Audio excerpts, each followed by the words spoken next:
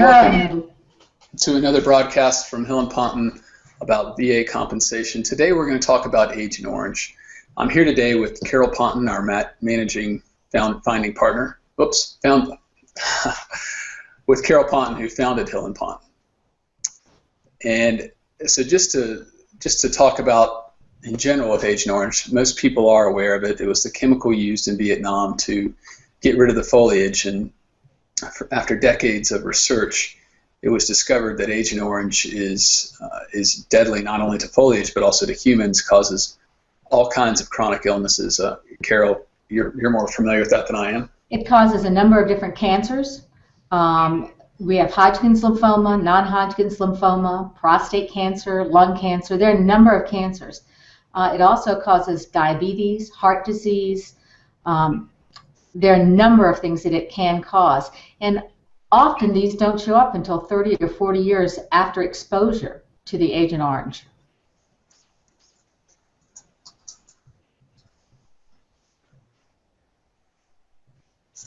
And that's the problem with these disabilities is they take so long to develop, but then they can be so devastating. So the VA finally admitted that Agent Orange does cause these disabilities, and then what they did is they connected these presumptively to anyone who is in Vietnam. So the VA said anyone whose boots touched the ground in the landmass of Vietnam was presumed to have been exposed to Agent Orange. If someone was presumed to have been exposed to Agent Orange and then developed one of those diseases that Carol just listed, like diabetes, then they get presumptively connected. The veteran doesn't have to show any medical evidence connecting one to the other. So with those disabilities, and for Vietnam veterans, that was a huge relief. But for years, the VA and frankly the Department of Defense perpetuated the myth that the only two places that ever had exposure to Agent Orange was where it was produced in Gulfport, Mississippi, and Vietnam. Their stance was that it was never placed anywhere else. And so what we're seeing more and more now is the VA finally admitting it was other places. Carol, why don't you tell us about Thailand? Well, they aren't freely admitting that. It's something that we have to prove, unfortunately. And one example is Thailand. A number of veterans have claimed that they have been exposed to Agent Orange while serving in Thailand, and the VA has denied those cases. We have a number of those. I think my clients were basically mechanics that were on aircraft mechanics that were stationed there, and they said that they not only worked but lived right along the edge of the base. And that's where the Agent Orange was sprayed. The reason they used Agent Orange is so that they could clear out the land and they wouldn't be the Viet Cong wouldn't be able to sneak up on them. So they clearly all around the edge of the base was sprayed with Agent Orange to clear it out. So the VA is accepting that if you your service there was as a dog handler, where you were walking the base perimeters in order to look for Viet Cong, then they'll find you service connected. But if anything else, they're denying. So we're finding that we're able to prove that a lot of the veterans were exposed to Agent Orange in Thailand by where they were either working or living on the base. And so, as she said, the VA finally conceded that it was used there, but instead of giving the blanket presumption like they did in Vietnam, to where anyone who was in a base in Thailand was exposed, they're saying no, only those who are on the perimeter. And as Carol was saying, it's not as black and white as the VA wants to make it. It's not just if your military specialty had you on the perimeter, such as a dog handler, but as she said, jet mechanics. The VA wants to presume that jet mechanic was in a hangar the whole time, but in reality, they had probably spent a lot of their time out on the flight line, testing jets, fixing jets, and the flight lines just happened to be near the base's perimeter in Thailand.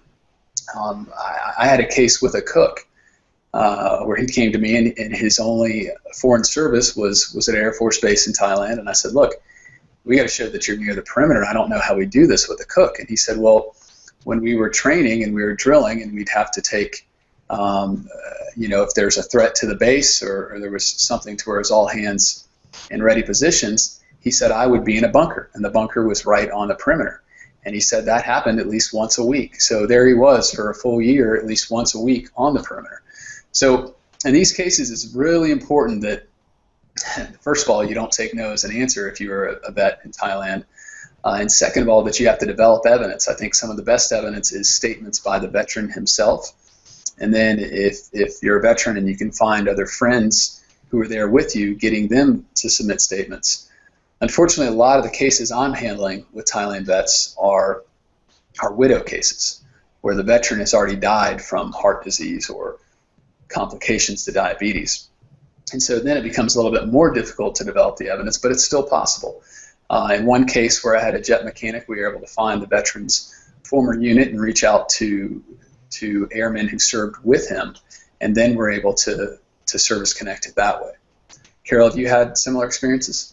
I've had them, but they've been not as much in Thailand. They've been off the veterans who clearly weren't stationed in Vietnam, but they were stationed on ships or boats that either went into the inland waterways or not. And that's the thing that we have to prove. And like you said, a lot of these cases are widows' cases where the widow didn't know exactly where they went, and we have to recreate what ship they were on. Did the ship go on the inland waterways?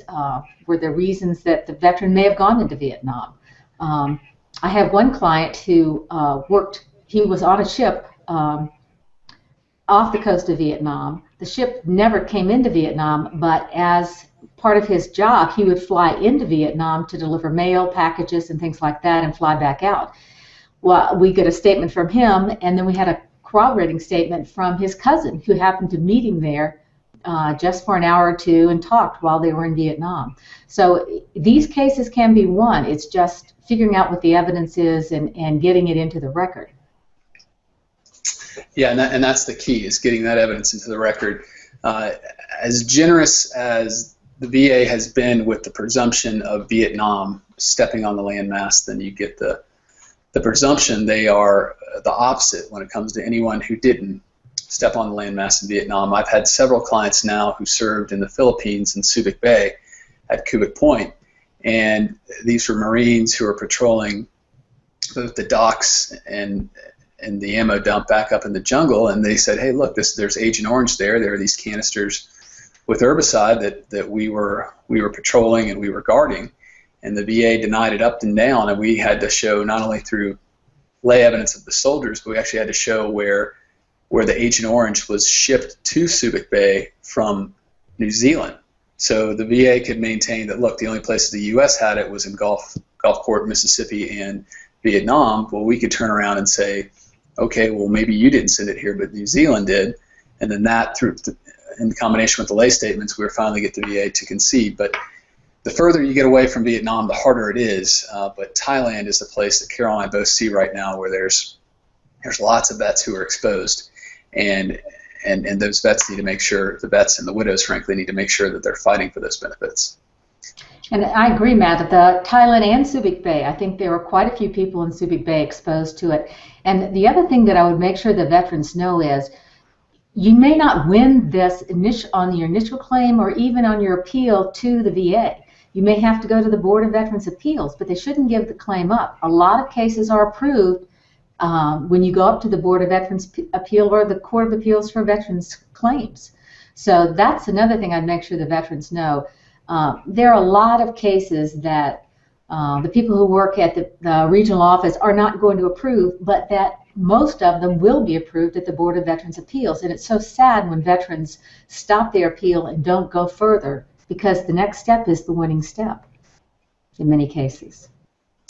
Yeah, it's very frustrating. As we see in the papers right now, veterans are waiting 2 years just for that initial decision. So you wait all that time, and the VA comes back and they deny you, and they send you this decision that you can't even read and doesn't explain why they deny you. Like Carol, I see a lot of vets that give up that point, and that's too bad, because these cases are worth appealing. You fought for our country. You were stationed in places where they were using Agent Orange, even if they don't want to admit it. And it's important that you keep fighting to get those benefits. Well, just also to make sure they understand, because that's another thing. A lot of veterans don't understand how the appeal process works. And the fact of the matter is, if you apply and you have a new claim and you're denied, and then you appeal it, It still goes before the regional office. What I'm telling you is it's often hard to win there, and you need to take the next step and go on to the Board of Veterans Appeals. So knowing where you are in the appeal process and make sure you go as far as you can are really important to veterans. Because if you win, remember, you're going to get your benefits all the way back to when you filed your claim. So you're not going to lose these, even though it does take far too long for them to be processed. Well, so in summary, we just want you to remember that Agent Orange was used in many places besides Vietnam. The big place, again, that we're seeing right now is Thailand. It's so important that you make sure, even if you weren't working the perimeter like a dog handler, but you were there, you get a claim in, and then you get all the lay evidence you can between what you yourself saw and did and any statements from friends who can back that up.